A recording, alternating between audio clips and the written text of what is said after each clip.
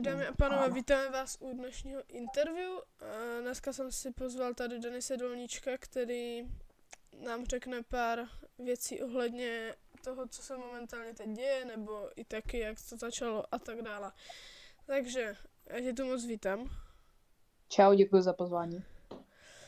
No a na úvod mám takovou menší otázku, třeba pro ty, co tě ještě neznají. Jak ses vlastně dostal k sim racingu a k naší lize? Tak k sim racingu jsem se dostal v roce nějak 2021, když jsme začali s bráchou sledovat formule. Viděli jsme vlastně ten Abu Dhabi, Verstappen, Hamilton samozřejmě. A potom jsme se dostali k sim racingu, koupili jsme si hru F1 21. Nějak jsme se hráli dál, potom začal nějak teďka tenhle rok 2025 můj brácha začal jezdit vaší ligu, ani nevím, jak vás našel, nebo nějak to, tak jeli se 2 závody, dva vyhrál, tak jsem se o tom dozvěděl já, chtěl jsem začít jezdit taky, tak jsem se připojil na Discord, nějak jsem se dostal přes vás, hnedka v ten den jsem měl svůj první závod, docela kvalitní závod jsem předvedl a myslím si, že od té doby to šlo docela z kopce. Byl nějaký moment, kdy jsi řekl, že OK, tohle to už nebudu brát jenom jako koníček, chci v tom být fakt dobrý. Protože ty si vlastně minulou sezonu vyhrál šampionát v second gridu a byl si vlastně sám v Red Bullu a vyhrál si s Red Bullem nejenom jezdce, ale i konstruktéry, takže to měl fakt kvalitu. No já si myslím, že tam hodně pomohl můj brácha, že jsme šli oba do Red Bullu, takže tam pomohl docela brácha. A potom byl rovnou hnedka ten první závod, myslím, že to Rakousko, jak jsme tam dali double, tak myslím si, že to hodně pomohlo. Potom hodně pomohlo to, že Marek Bittner odešel do main gridu, takže se mu už nepočítali body. Takže já jsem byl potom ve vedení šampionátu, jsem si to nějak udržel a potom se odložili nějaký závody až second gridu, který se potom ani neodjeli, takže myslím si, že za mě sezóna byla úspěšná. Teď tu mám otázku, že letos to už je, nebo tohle sezónu 2 je to docela horská dráha, že ty jsi byl vlastně jeden závod v Red Bullu, hned jsi byl vyhozený a pak ve Ferrari 6 trestných bodů. Dojel si až teď ve Španělsku a stejně jsi byl 12. Momentálně máš na kontě 11 trestných bodů a si kousek od racebanu. Jak to vidíš? Hele, já si myslím, že tahle FIA nebo takhle nějaký to Red Bull, nevím, o čem to je ta zkratka, ale ta FIA, co je teďka to, tak oni prostě všichni jdou proti mně. Jako podle toho, že jsem že jsem začal protestovat kvůli tomu, že se přestupy nemůžou dělat jako, že říkali, že v půlce sezóny se může přestupovat a oni mě přestoupili hnedka po prvním závodě, co jsem vůbec nepochopil. Takže jsem začal proti tomu protestovat a tak. Potom byl ten první závod za Ferrari, ten jsem úplně dojebal, vole, protože to tam úplně vyjebali, jako hodně lidí mě říká, že neumím jako jezdit, jo, ale ono je to tím, že ti lidi se mi snaží, vole, stoupit do hlavy. Takže ti jezdci do mě se snaží bourat a všechno. A potom v závodě, tam do mě jdou totálně úplně ze všech boků, normálně mi lámou podlahu a tak. Křídlo, to mě teďka Kerry mě strašně nasral a FIA o tom prostě nic neudělá.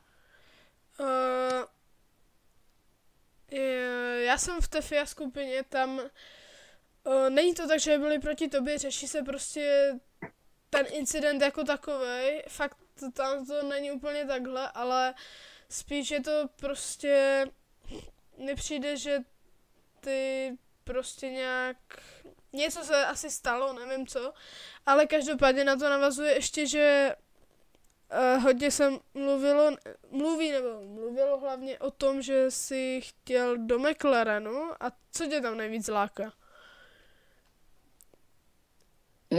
No mě lákalo to jenom, že prostě jsem nechtěl jezdit ze Super CZ, takže já to teďka odhalím, protože my jsme to měli strašně na privátě, ale teď to odhalím. V tom závodě v Bahrajnu, jak tam bylo nějaký to kolo, když byl Super.cz za mnou, tak mě řekl můj brácha, že když vyjebu u Super.cz a udělám safety car, tak mě dají nějaký peníze. Jo, já jsem u toho byl. No, takže já jsem ho zkusil vyjebat, zlomil jsem si křídlo, nebo takhle, já jsem skočil, já jsem mu jenom zlomil křídlo, bylo to na rovince, nebyla tam tráva nic, takže nechápu, jako proč nebyl safety car. Tady jsem potom dostal jako zaplaceno, ale jako nechápu jako ten důvod, protože potom Super.cz psal jako různě, že nechce se mnou jezdit. Tak já jsem si říkal, že bych mohl nahradit Filipa Čermáka, který jezdí úplně na nic, jo, takže jsem chtěl nahradit a jezdit s tebou. Jo, chápu. Ono vlastně za ten incident, já si ještě na to pamatuju, vlastně ty si dostal 3 trestné body a tvůj brácha taky za podplacení. Každopádně myslíš si, že bys výkonnostně seděl do toho McLarenu, že by se třeba zlepšily tvoje výsledky? Myslím si, že by se zvedla kvalita celého týmu McLarenu, protože by měli možná už víc bodů, protože ty si moc nejezdil teďka, Joky. No ty jste měl závod ne, jo, takže ve Španělsku, takže by byly nějaký body, kdyby chtěl jet, kdyby mě prostě Kerry nezesral ten závod a nechtěl bych ho prostě ukončit dobrovolně, tak prostě bych nepochopil, jako že bych nemohl jezdit za McLaren, ale Filip Čermák byl proti mně, že nechce jezdit ve Ferrari a nechce to odstoupit z McLarenu.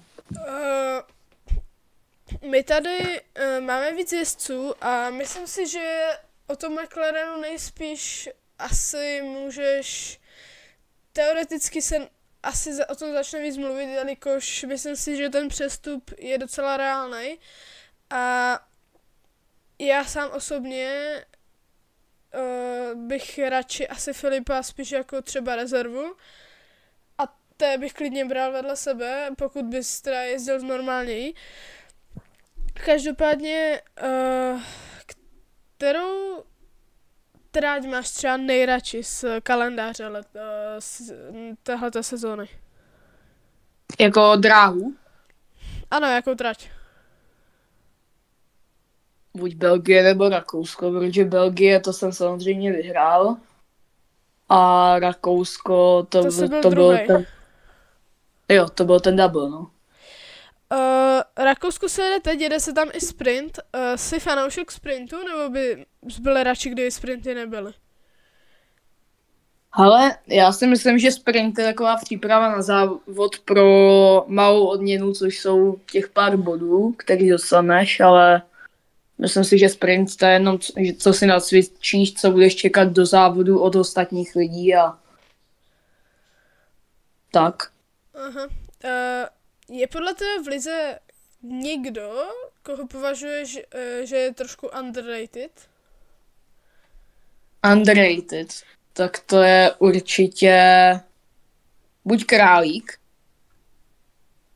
Králík ten je určitě underrated, nebo je třeba, myslím si, že Akademik, kdyby se začal snažit, tak myslím, že není úplně underrated, takže myslím si, že Akademik ten by mohl útočit jako na nějaký pódium a tak. A nebo Mikuláš Judec, ten je asi nejvíc underrated z těch. OK, zajímavý nápady.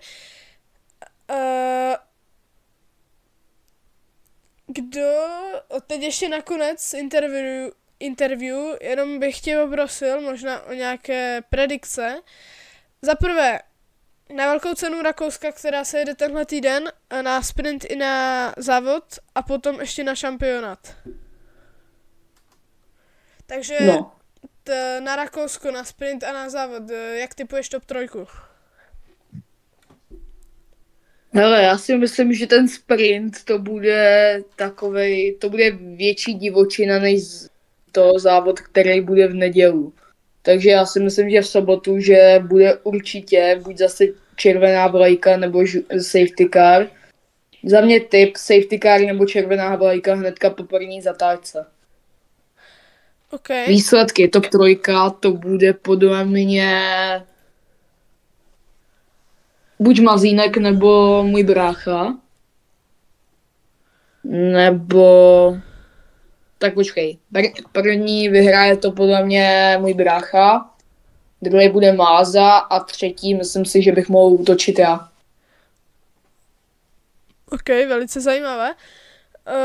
Co na závod? Ale na závod tam záleží, kdo pojede, protože my zatím nemáme ještě docházku, takže nevím, kdo pojede. Ale myslím si, že vyhraje Mikuláš Hudec, protože ten jsem i na tom okruhu sám jel, takže myslím si, že to určitě bude pro něj velmi lehký závod, takže já myslím, že on bude útočit na top 3. Ok. A kdo si myslí, že vyhraje letos šampionát? Momentálně ho vede tvůj brácha Adam Dolníček. Mazínek je, myslím, až někde 3. nebo 4. Druhý je Marek Chromec. Podle mě Mazínkovi docela jakoby spadla ta jeho forma z minulé sezóny. Takže kdo si myslí, že to vyhraje? Hele, já si myslím, že Mazínek, on prostě nějak se mu přestal chtít, podle mě. To se mu nechtělo už na konci minulé sezóny, ale myslím si, že to vyhraje můj brácha. Ok. To je asi všechno. Děkuji ti teda moc. Kdyby taky se určitě podívejte na našeho sponzora, kterým je JOS, odkaz je v kartě. A to je víceméně všechno, takže my se s vámi rozloučíme a čau. Čau.